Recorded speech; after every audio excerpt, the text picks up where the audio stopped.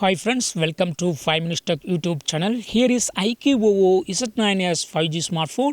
In this video, you will learn how to take live photo in your phone iQOO Z9s 5G. First of all, open camera in your phone and click on more button, and here you will see live photo option. Just click on it and now take a photo. Okay.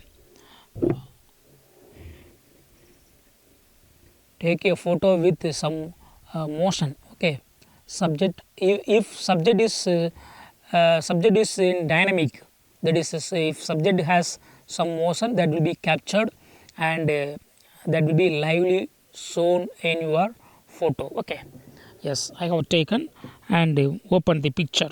Okay, to see the live photo, what you have to do is long press on it so that that live action will be showing in the photo itself. Okay, see what I am rotating.